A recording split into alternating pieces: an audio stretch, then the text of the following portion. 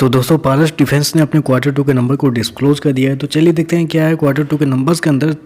ये पीडीएफ थोड़ा कंपनी की तरफ से थोड़ा सा टेढ़ा दिया गया है, तो थोड़ा सा एडजस्ट कीजिएगा। डाटा बेसिकली कंपनी की ओर से यहाँ पे लाख्स में दिया गया है। मैं आपको क्रोर्स में कन्वर्ट करके समझाता हूँ कैसे क्या हुआ है।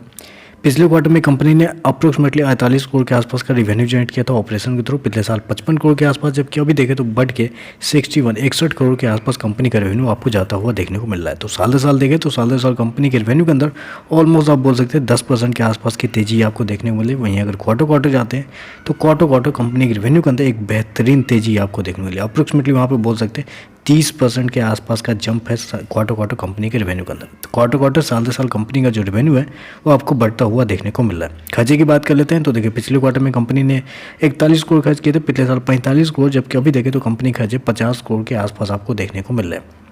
तो कंपनी के खर्चे देखें तो कंपनी के खर्चे जो इस क्वार्टर में बहुत हद तक कंट्रोल किए गए। हालांकि कुछ जगहों पे कंपनी ने खर्चे कंट्रोल किए, थोड़ा मैं एक्सप्लेन करना चाहूँगा।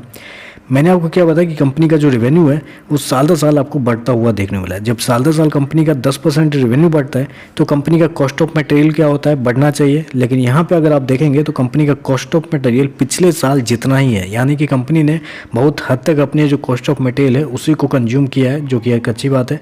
कंपनी ने पैसे बचाए हैं, वहाँ पे पहले बचाए हैं। दूसरा कि चेंज इन इन्वेंट्री के नाम पे कंपनी को इस क्वार्टर में 6 करोड़ के आसपास का फायदा हुआ है। और तीसरा कि कंपनी ने इस क्वार्टर में अप्रोक्सीमेटली 12 करोड़ के आसपास अदर एक्सपेंस में खर्च कर दिए। यहाँ दोनों जगह पे कंपनी ने पैसे बचाए हैं और तीसरी जगह पे कंपनी ने ज़्यादा खर्च कर दिया। अदर एक्सपेंस के नाम पे कंपनी ने खर्चे थोड़े ज़्यादा किए हैं पिछले क्वार्टर के मुकाबले। चलिए कंपनी का प्रॉफिट क्या निकलता है वो देखते हैं। पिछले क्वार्टर में 5.8 करोड़ का प्रॉफिट था, पिछले साल 8 करोड़ के आसपास।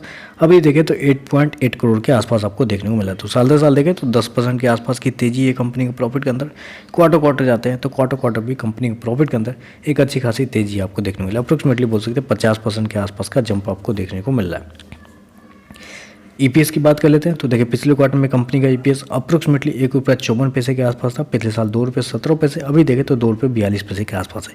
ये जो कंपनी के जो प्रॉफिट है और भी ज़्यादा बेहतर हो जाते अगर कंपनी अदर एक्सपेंस में थोड़ा सा कंट्रोल कर लेती। अगर पिछले क्वार्टर जितना 30 क्वार्टर में कंपनी की जो प्रॉफिट है आपको अप्रोक्सीमेटली 11 से 12 करोड़ देखने को मिल सकता है। लेकिन अभी भी देखा जाए तो कंपनी के नंबर जो है वो पॉजिटिव साइड पर जाते हुए देखने को मिले। कंपनी का रेवेन्यू और कंपनी का प्रॉफिट दोनों देखें तो साल दर साल और क्वार्टर आपको बढ़ता हुआ देखने को मिल रहा है। तो चलिए बस आज के लिए बस इतना ही। वीडियो पसंद आए तो लाइक कीजिएगा, साथ में साथ चैनल को सब्सक्राइब जरूर कीजिएगा। धन्यवाद।